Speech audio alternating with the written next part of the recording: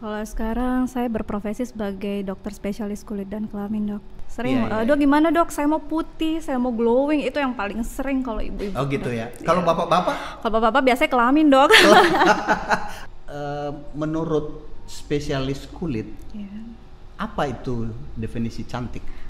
Kalau cantik berdasarkan dokter kulit itu sendiri tidak harus putih ya dok. Iya, Yang betul. penting kalau cantik itu ya kulitnya harus bersih, Bersih ya. sehat. Kalau sehat itu kan pasti bebas dari penyakit kulitnya. Untuk jajan di luar itu sangat beresiko dok. Jajan ya. Iya, jajan. Jadi jangan jajan di luar rumah Iya ya. dok, karena kita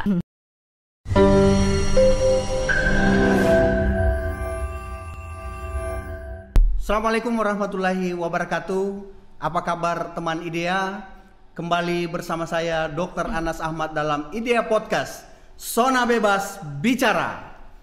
Kali ini kita kehadiran seorang tamu yang luar biasa, tamu yang istimewa. Tentunya ini adalah merupakan penghargaan buat kita, dan telah hadir di studio podcast kita ada Dr. Lulu ya.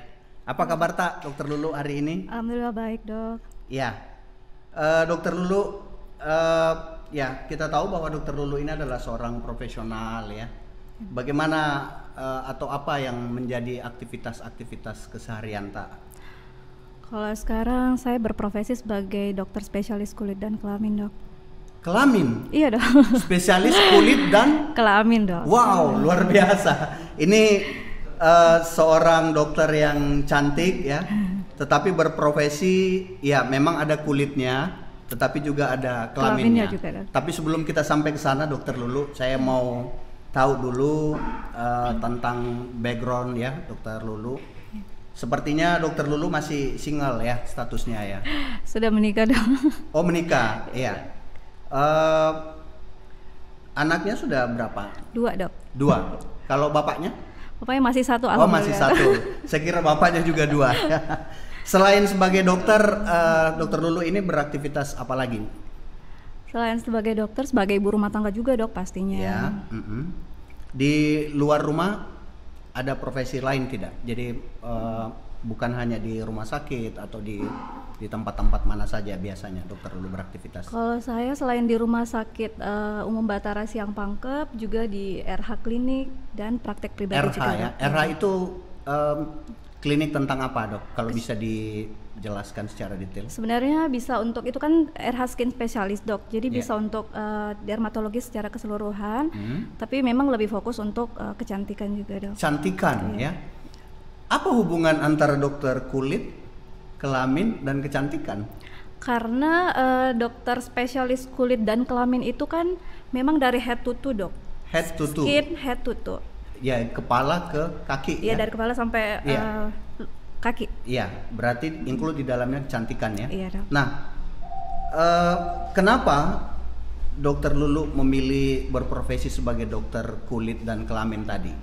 Karena kan kalau kulit itu cenderung sehat.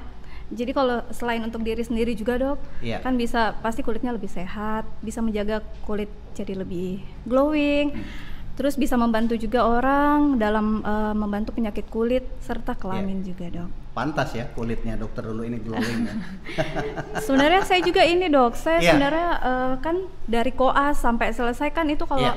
kalau di bagian lain biasanya kalau jaga itu pasti mandinya di rumah sakit. Oh gitu. Saya kurang saya kurang serak dengan mandi di rumah sakit. Oh gitu. Jadi Kenapa? karena jadi lusuh kayak gitu. Oh, jadi iya. kalau kulit kan bisa kalau misalnya sampai rumah sakit sudah fresh kayak Jadi gitu. penampilan yang sekarang ini setelah koas ya.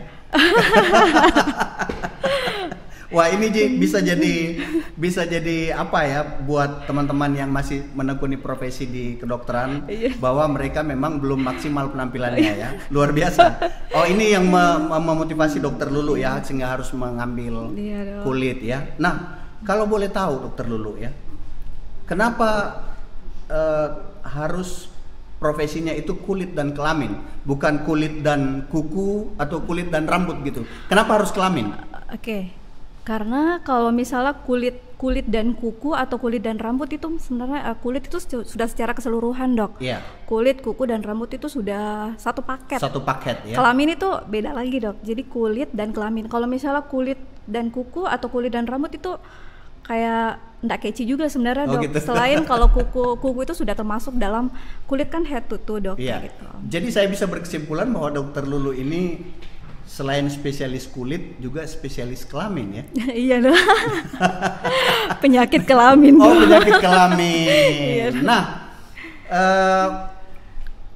kalau ibu-ibu datang berobat ke dokter kulit ya, biasanya mereka itu keluhannya apa sih yang paling banyak? Sebenarnya kalau ibu-ibu itu selalu cenderung wajah pasti dok. Wajah ya? Iya itu paling Iya. sering. Iya, iya. Dok gimana dok? Saya mau putih, saya mau glowing, itu yang paling sering kalau ibu-ibu. Oh gitu ya. Iya. Kalau bapak-bapak? Kalau bapak-bapak biasanya kelamin dok. Artinya bapak-bapak sering bermasalah di kelamin Iya ya? dok. Itu masalahnya paling sering apa ya? Paling sering itu infeksi menular seksual dok. Itu sudah sangat-sangat banyak Infeksi menular seksual. menular seksual. Berarti infeksi yang disebabkan oleh karena hubungan seksual aktivitas ya? seksual.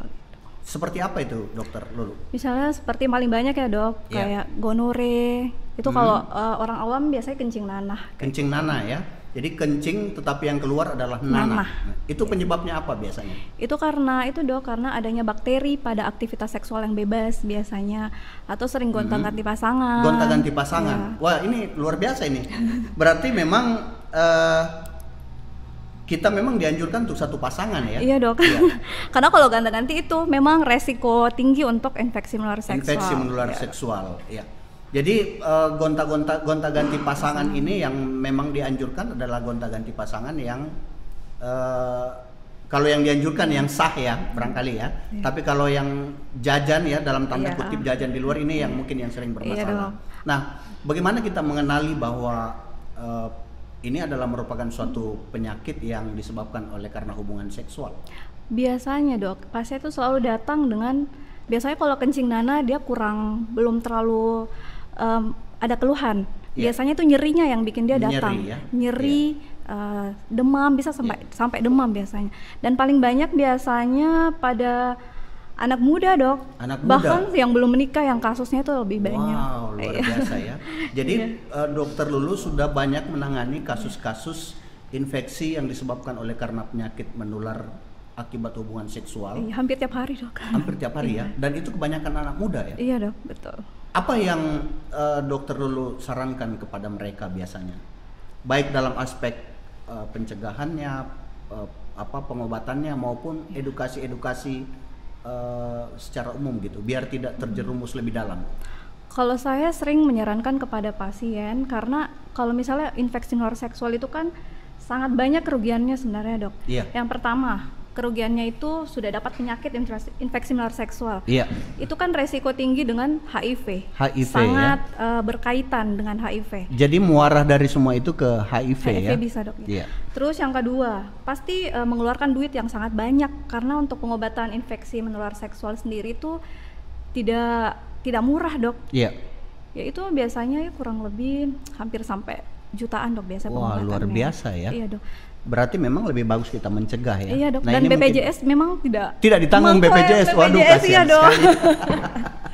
Nah, Gitu, Dok. kalau di kulit ya, ini kan kulit dan kelamin dua penyakit yang memang satu bidang tetapi Berbeda, tentu iya. berbeda ya. Kalau di kulit biasanya Dokter Lulu menangani penyakit kulit apa yang paling banyak? Yang paling banyak kalau penyakit kulit itu biasanya psoriasis dok. Psoriasis. Yang seperti apa itu Dokter Psoriasis itu biasanya ruam kemerahan di kulit iya. yang bersisik, biasanya itu paling sering. Bersisik. Iya. Oh iya. Terus kusta, morbus Kusta? Hansen itu sangat banyak juga. Kusta dok. masih banyak ya? Sangat banyak dok. Itu penyebabnya apa? Itu bakteri dok. Bakteri ya. Tapi masih sering Dokter Lulu temukan kasusnya gitu. Sangat banyak, Dok. Masih sangat banyak ya. Iya dok, sangat banyak. Wah, luar biasa ya. Berarti Itu kan genetik juga dok. Jadi Genetik. tidak semua orang bisa kena kusta sebenarnya. iya. Kalau di wilayah Sulawesi Selatan ini, kira-kira dari daerah mana kasus-kasus seperti ini paling banyak? Di Pangkep sendiri juga Pangkep ada. dok, iya. Waduh, ini mesti harus diidentifikasi berarti ya. Iya, tapi sebenarnya penderita kusta itu tidak harus kayak dibuang atau tidak biasanya kan keluarganya tuh dia malah mengucilkan kayak gitu dok. Iya. Padahal sebenarnya tidak semua orang bisa kena kusta. Kayak Nah, gitu. ini berarti karena memang kebanyakan kalau kita dengar Iya. begitu ada penderita kusta dalam keluarga semua harus dikucilkan, Iya, dok. diasingkan di dalam hutan. Berarti ini memang perlu diedukasi, dokter Iya. Lulu. Biasanya kalau misalnya ada pasien saya begitu, biasanya Iya. saya panggil juga keluarganya. Panggil Jadi keluarganya. itu tidak perlu Iya. dikucilkan, Iya. diobati itu bisa membaik, bisa sembuh. Yang penting jangan bikin pasiennya semakin stres. Kalau semakin stres kan pasti reaksi kusta itu Iya. bisa muncul dan penyakit-penyakit lain pasti juga bisa masuk. Iya. Seperti itu. Nah, bagaimana caranya saya tahu bahwa keluarga saya ini menderita penyakit kusta gitu? Kalau kusta biasanya yang paling sering itu ada mati rasa pada kulit, dok. Mati rasa ya. Disertai nyeri-nyeri sendi atau kram-kram kayak gitu. Itu tanda-tanda awal ya. Iya, Nah, tanda-tanda kalau ada awal. tanda-tanda seperti ini harus segera dibawa ke dokter Lulu berarti. Iya ya? dok, karena biasanya ya dok, kalau Iya. misalnya di daerah itu paling sering cenderung diobati tradisional. Tradisional. Malah sebenarnya bakterinya itu bisa menyebar kemana-mana karena tidak diobatin kayak gitu dok. Jadi penyakit kusta jangan diasingkan, jangan diasingkan, dikucilkan, iya betul dok. jangan disembunyi penyakitnya, Jangan disembunyikan. tapi secepatnya menghubungi dokter Lulu Iya, ya, dok, betul. sebagai Diobati. dokter ahli kulit ya. Iya, dok. Insya Allah semakin cepat Insya Allah. diobati, semakin cepat Insya Allah. sembuhnya Iya ya. dok. Oke. Karena kalau patuh insya Allah segera membaik juga dok. Segera membaik ya. Iya. Nah, dokter Lulu ya, menurut spesialis kulit, Iya. apa itu definisi cantik?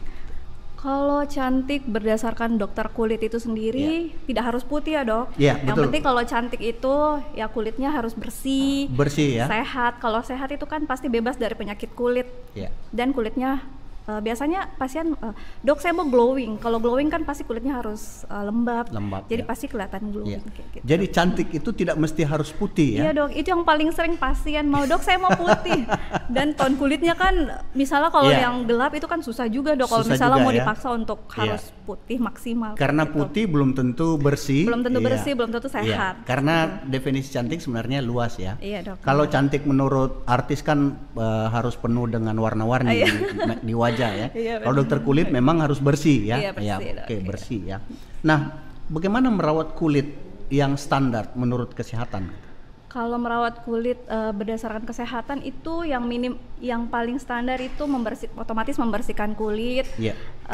harus mandi, Mandi ya. mencuci muka juga 2 kali sehari cukup, 2 kali maksimal sehari, 3 kali. iya. Karena kalau terlalu sering cuci muka juga biasanya mukanya orang jadi cenderung kering dok. Itu mencuci muka sebaiknya dengan menggunakan apa dok itu? Yang standar ya menurut kesehatan. Facial wash yang pasti khusus Iya. untuk wajah.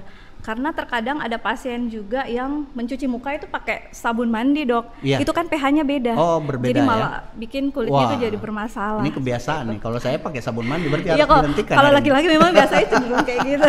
Tapi saya glowing, Dak. Iya, glowing.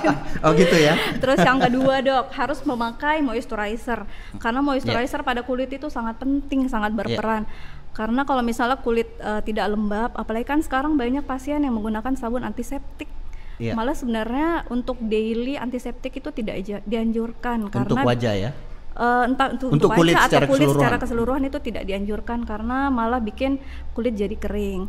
Terus yang ketiga harus pakai sunscreen, itu wajib dok, entah itu Sunscreen, laki-laki atau wanita. Biasanya di atas 6 bulan bayi pun wajib pakai sunscreen karena kan sekarang paparan sinar matahari itu sudah sangat-sangat biasa, ekstrim ya. ya dok. Kalau kulit yang hitam seperti saya ingin diglowingkan, gimana caranya? Bisa dok. Oh Jadi bisa? bisa dok. Wah, alhamdulillah luar biasa kalau gitu. Bisa dong. Ya. Bagaimana caranya dokter dulu? Jadi kalau misalnya untuk kulit tone gelap itu enggak Iya. mesti juga yang harus putih, tapi yang paling penting harus pakai pelembab. Pelembab, ya. yang sering. Biasanya maksimal 2 kali sehari boleh. Tapi 2 kali untuk sehari. misalnya kalau kita kan sekarang pakai sering terpapar dengan hand sanitizer kayak Iya. gitu. Jadi setiap kali kita merasa kulitnya kering nggak apa-apa diaplikasikan lagi pelembabnya. Oh gitu. Jadi pelembab ya. Ya, dok yang paling penting itu harus kalau misalnya untuk kecantikan pemakaian krim itu harus sesuai dengan kondisi kulit. Oh gitu. Dan- Ada kriteria-kriterianya iya, dok, ya. Karena sekarang kan banyak sekali online dok. Iya. Dan sangat banyak pasien saya yang mukanya jadinya rusak. Rusak, Karena iya. pemakaian yang online. Karena kan sebenarnya kalau krim itu harus ada pengawasan dari dokter Iya. spesialis itu sendiri. Ini yang kasus seperti ini dok, saya istilahkan dengan rugaya. Iya. Rusak karena gaya. Iya, betul. Ya. Terlalu banyak terpengaruh Coba, dengan iklan. filter, kan biasa sosial media itu kan banyak Iya, sekali betul. filter sekarang, Iya. Dok. Jadi kita susah untuk mempercaya lagi. Iya, berarti memang harus dengan ahlinya ya. Iya, Dok, dalam betul. hal ini dokter Dokter spesialis spesialis kulit Iya, ya. Dok. Oh, luar biasa. Nah, Dokter Lulu, ini memang juga karena pengaruh iklan, saya nggak ngerti ya, apakah pengaruh iklan atau karena pengaruh teknologi kedokteran, banyak masyarakat kita yang teriming-imingi cantik itu dengan melalui pendekatan-pendekatan operasi ya. Gimana itu? Sebenarnya Apakah itu positif ya atau negatif buat kulit kita atau wajah kita atau seperti apa, Dokter Lulu? Ya. sebenarnya untuk positif negatifnya itu tergantung, Dok. Iya. Dan itu makanya memang harus dikonsultasikan langsung ke dokter spesialis. Karena untuk misalnya kayak tanam benang atau misalnya botox itu kan tidak sembarangan juga, Dok. Tidak sembarangan ya. Itu di luar kan sudah banyak, Dok, yang melakukan, bukan sebenarnya kompetensinya dia, tapi dia tetap gitu. melakukan itu. Iya, Dok. Banyak orang yang sekarang mengambil alih profesi itu tapi bukan kompetensinya. Iya, Dok, ya. benar. Nah, siapa sebenarnya yang berkompeten untuk melakukan hal-hal seperti ini? Kalau misalnya kayak botox, thread lift itu tanam benang untuk kulit itu sebenarnya dokter spesialis kulit. Dokter spesialis kulit. Jadi Dokter Lulu bisa? Bisa, Dok. Kalau saya mau kasih mancung hidung saya Boleh, bisa Dok, ya? boleh. Wah, luar biasa. Bikin runcing dagu bisa ya? Oh iya. Apa-apa sih sebenarnya yang bisa dimodifikasi di wajah kita? Kalau wajah, hidung bisa, Dok. Jadi biasanya kalau thread lift untuk hidung itu bisa senatural mungkin dengan benang. Benang ya? Iya, Dok. Kalau dagu bisa filler. Itu benang jahit apa benang apa? Bukan, Dok. Jadi memang khusus kulit, khusus untuk ini, tapi Benang dia khusus kulit. absorbable. Jadi kayak benang SC, jadi dia menyerap di itu kulit. diserap ya? Iya, Dok. Mahal pasti ya? Ya kurang lebih, Dok. Ini kalau saya mau hitung-hitung, kalau mau kasih mancung hidung, Iya, mau kasih runcing dagu, ya mungkin berapa ratus juta begitu ya? Nggak juga, Atau Dok. enggak sampai ya? Ya kurang lebih 10 juta. Oh gitu, wah luar biasa gitu. Nanti saya akan menjadi pendaftar pertama nih untuk uji coba si runcing dagu lah mungkin Kalau ya. untuk dokter Anas free kok. Oh free, wah luar biasa. Itu melakukannya di mana, Dok? Apakah cuma di klinik biasa atau harus di kamar operasi ya? Biasanya di klinik bisa, Dok, tapi memang standarisasinya harus steril. Steril. Harus steril. Sama dengan kalau kita melakukan operasi Iya, biasa benar, ya. Dok, betul. Iya. Ada enggak dampak negatif dengan tindakan-tindakan seperti ini? Sebenarnya dampak negatifnya itu banyak, Dok. Iya. Banyak juga karena biasa pasien yang tidak patuh, misalnya sudah tindakan malah misalnya tidak bisa menjaga, misalkan itu misalnya ada entry point di situ, Dok. Itu pasti ada bisa masuk bakteri. Jadi terkadang dia tidak bisa menjaga, dia tidak bisa patuh. Nah, itu bisa jadi bisa efek samping bahkan komplikasi yang lebih berarti berat memang lagi. harus ada kedisiplinan yang tinggi ya. Iya, Dok, benar. Selain dokternya memang harus profesional, pasiennya juga harus disiplin dalam Harus, Dok. Pantas kalau selama ini banyak yang kita lihat kasus-kasus yang gagal mendatangkan hasil yang maksimal ya. Ada yang hidungnya mau dimancungkan justru malah tambah lebar ya. Ada dagunya yang mau diruncingkan justru tambah bulat. Iya, itu bahkan karena sampai abses juga, Dok. Iya, itu karena tidak profesional yang melakukannya. Tidak profesional, tidak steril. Terus itu kan harus ada pengawasan before sama after treatment juga harus kita pantau, Dok. Jadi tidak dilepas begitu saja. Jadi kita harus betul-betul pantau juga. Jadi kata kuncinya kalau mau memodifikasi wajah untuk mencapai sebuah titik kecantikan yang diinginkan, memang sebaiknya ke dokter kulit ya. Ini perlu diedukasi saya kira, dan ya saya baru tahu ini kalau ternyata dokter kulit itu bisa lebih luas seperti lagi. Itu ya, lebih luas seperti itu. Ujung-ujungnya memang mengarah ke kecantikan ya. Jadi dokter kulit tidak lagi mengurus panu, kadas, kurap ya. Hanya itu, karena itu kan penyakit-penyakit lama yang mungkin sekarang bisa tertutupi dengan kebersihan kulit tadi ya. Nah, orientasi kecantikan ini yang luar biasa. Dokter Lulu kan biasa kalau saya ke Makassar itu kiri kanan itu banyak salon-salon kecantikan dan lain-lain. Itu bagaimana dari pandangan seorang dokter spesialis kulit? Kalau yang salon-salon yang sebenarnya yang tidak berkompetensi, sebenarnya kalau saya jangan berani, Dok, karena itu kan sangat butuh pendampingan sebenarnya.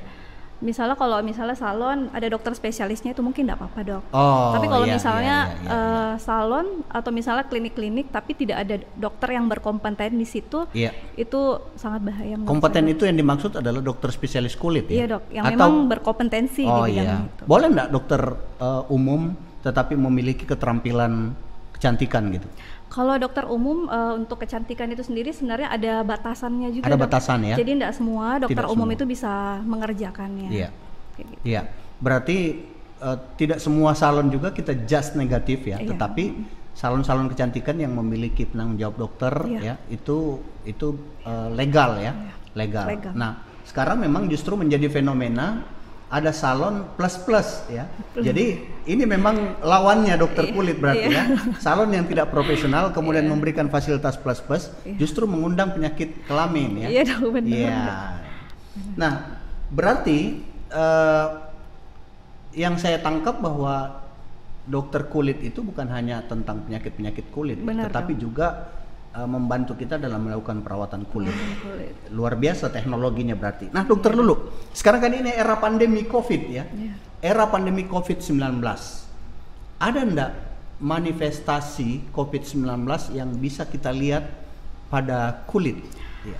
Nah, untuk manifestasi kulit itu sudah banyak dok sekarang Iya. pada COVID-19. COVID, ya? Iya. Jadi yang paling sering kayak ruam merah di kulit itu paling banyak Ruam kasusnya ya. Ya, bintik-bintik merah Kemerahan ya? pada Kemerahan kulit. pada kulit. Kurang lebih kayak infeksi virus biasanya dok, kayak misalnya iya. morbili kayak Iya, gitu. iya, iya. Itu kurang lebih seperti itu. Iya. Itu ada rasa gatal nggak? Gatal dok. Gatal. Sangat Jadi gatal. kalau ada kulit-kulit kemerahan kemudian disertai rasa gatal, Iya. bisa kita curiga ya? Bisa dok, bisa. Bisa kita curiga ya? Apalagi ada riwayat demam, seperti iya. itu bisa. Oh iya, berarti COVID juga ini menyerang kulit juga berarti Iya ya? dok, benar. Iya. Apa yang harus kita lakukan kalau tiba-tiba saya merasa gatal, kemerahan, kemudian saya curiga COVID itu, saya harus kemana? Kalau misalnya yang paling tidak nyaman dirasakan yang kemerahan dan gatalnya, Iya. biasanya nggak apa-apa ke kulit dulu dok. Biasanya kalau biasanya dari anamnesis, Iya. biasanya kalau saya curiga juga dia mengarah COVID, biasanya saya langsung konsul juga ke penyakit dalam. Iya, seperti oh itu, Dok. gitu. Iya. Nah, dokter Lulu, di bagian kulit dan kelamin ada enggak kasus-kasus yang emergensi ya, yang mau tidak mau harus segera kita tolong, harus segera kita selamatkan? Ada enggak kasus-kasus seperti itu? Ada dok, Iya. misalnya kayak gigitan serangga. Gigitan Itu serangga? kan bisa Iya. menyebabkan shock anafilaktik. Shock Kalau misalnya anafilaktik. tidak segera ditangani. Serangga juga, yang seperti apa, dokter? Lebah kah? Ya, kurang lebih seperti semut lebah. kah? Kan ada semut hitam itu ya? Iya. Dokter Lulu pernah gigit semut hitam ya? Pernah. Pernah dong. Iya. Selain itu Stephen Johnson juga, sindroma Stephen Johnson, ya, SSJ. Iya. Itu seperti apa penyakitnya? Itu biasanya ada luka di bagian-bagian mukosa, misalnya kayak bibir, Iya. mata, sama biasanya kelamin juga dok. Kelamin juga. Iya. Itu manifestasi di kelamin seperti apa? Luka dok, luka. Luka ya? Iya, luka dok. Kayak melepuh gitu ya? Kayak ulkus begitu dok. Oh, Bisa itu kayak biasanya ulkus. karena apa? Sindrom Stephen Johnson ini Itu biasanya karena kenapa? obat dok, alergi obat. Alergi obat. Alergi obat. Apa pertolongan pertamanya? Biasanya pertolongan pertamanya itu harus masuk steroid juga dok. Steroid ya. Itu harus dirawat di rumah sakit Harus berarti dok, ya. wajib. Kalau digigit serangga tadi itu alergi ya. Gigitan serangga bukan alergi Bukan sebenarnya, alergi. dok. Iya, itu reaksi. Biasanya kemerahan, yang rasa panas. Iya. Itu biasanya orang, oh enggak apa-apa digigit serangga, padahal sebenarnya itu jangan disepelekan Itu karena kasus emergensi iya ya. dok, karena itu bisa shock anafilaktik juga Wah, jadinya. bahaya juga berarti. Nah, kalau ada kasus seperti ini, apa yang harus dilakukan? Pertolongan pertamanya gitu. Kalau misalnya pertolongan pertama di rumah ini dok. Ya, Jadi kalau saya sebaiknya langsung minum obat kayak gitu, dok. obat ya. Kalau misalnya kalau steroid ada segera supaya dia mencegah. Dexamethasone Dexa gitu boleh. ya. Dexamethasone ya. Sama urtikaria itu paling sering juga. Paling dok. sering ya. Urtikaria akut kayak gitu paling sering. Sampai matanya angioedem sampai bengkak, bibir, ya. mata itu harus segera dok, karena bisa sampai sesak, bisa sampai Iya. nggak bisa bernafas kayak gitu, dok. Gitu ya. Nah, saya mau dokter Lulu memberikan pencerahan agar ada efek jera gitu bagi yang sering bermain kelamin gitu. Saya Tahu sering, kan, mengerti iya kan dok, bermain benar. kelamin ya? Saya Iya. sangat sering memberikan efek jerah sebenarnya dok Iya. sama pasiennya. Nah, bagaimana Infeksi itu? seksual. Ya, apa yang harus kita lakukan agar hal-hal seperti ini tidak terjadi? Ya.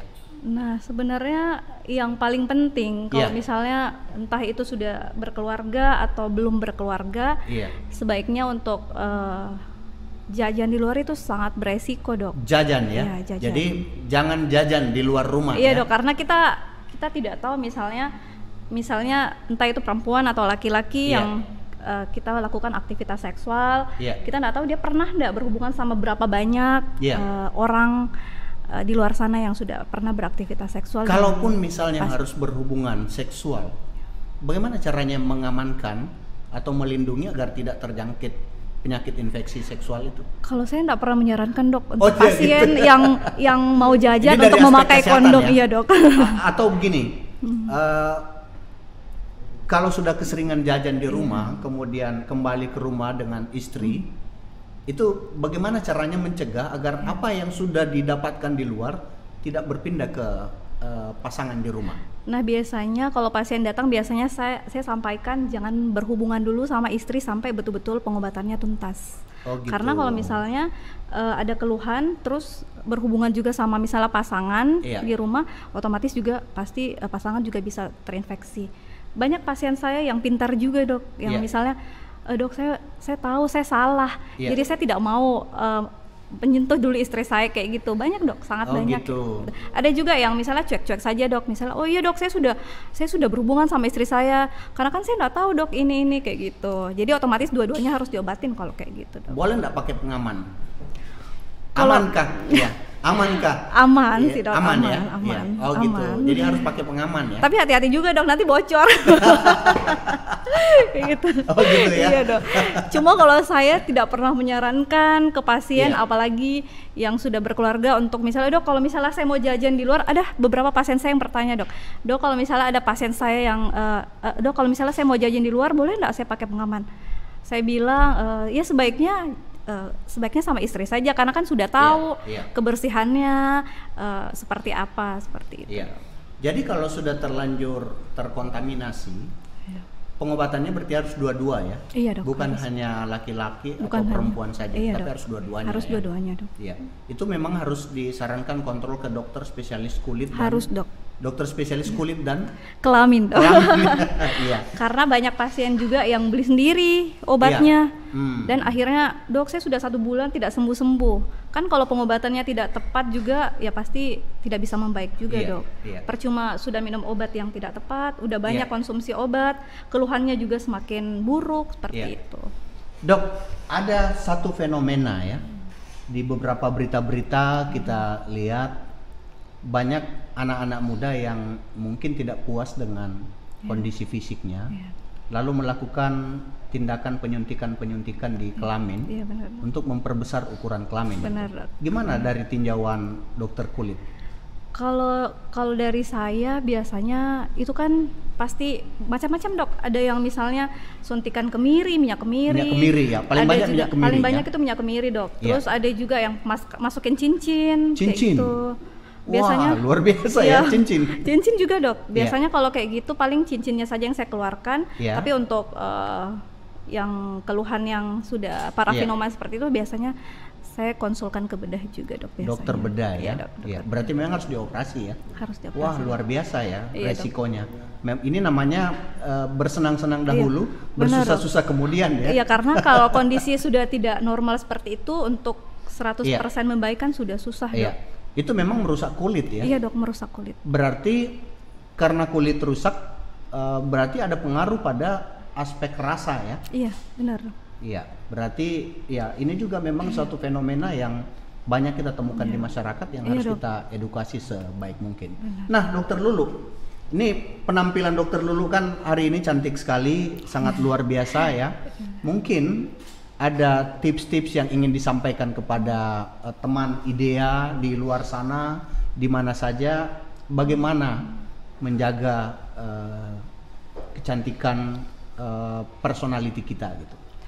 Jadi kalau misalnya untuk menjaga kecantikan personality kita itu yang paling pertama tidak harus putih ya. Yang paling pertama kita harus bersih. Kalau bersih pasti jadinya kelihatan glowing, kalau sehat pasti kelihatan glowing. Dan harus pemakaian produknya itu yang tepat. Karena kalau tidak tepat kan kondisi kulit tiap orang itu berbeda-beda. Jadi kalau misalnya kita pemakaian krim yang salah, otomatis pasti bisa jadinya kulitnya jadi semakin banyak yang bermasalah seperti itu. Jadi kalau untuk konsultasi kulit harus di dokter spesialis kulit. Wah, luar biasa. Itu kata kunci ya. Harus pada dokter spesialis kulit ya. Karena pasien itu paling sering seperti itu, Dok. Iya. Teman saya bagus. Kan belum tentu karena tipe kulit orang kan berbeda-beda. Respon tiap orang berbeda-beda juga, Dok. Itu yang paling sangat saya sayangkan, dari kadang bukan sebenarnya salah dari salonnya, bukan salah dari misalnya orang yang buka klinik-klinik yang tidak mungkin berkompeten di bidangnya, Dok. Cuma mungkin dari masyarakat yang harus betul-betul pintar, yang memilih yang mana saya harus datangi seperti itu, Dok. Betul. Karena kalau memang mau kulitnya sehat itu tidak harus putih. Karena tuntutan pasien yang paling sering itu, Dok, saya mau putih. Padahal sebenarnya tone kulitnya itu sangat gelap seperti itu, Dok. Iya, Dok. Ini kata kunci yang luar biasa, Dokter Lulu, bahwa banyak masyarakat kita yang selama ini menyalahartikan tentang kulit ya. Iya, benar, Dok. Sehingga selalu mencoba-coba ya hal-hal yang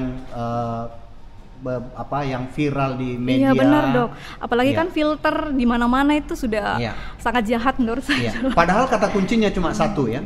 Datang konsultasi ke dokter spesialis kulit ya, luar biasa. Baik, terima kasih Dokter Lulu kesempatannya pada hari ini. Mudah-mudahan ini bermanfaat bagi masyarakat kita terkait dengan kesehatan kulit, terkait dengan kesehatan kelamin, dan terkait dengan kecantikannya. Semoga bermanfaat. Sampai ketemu lagi teman IDEA. Wassalamualaikum warahmatullahi wabarakatuh.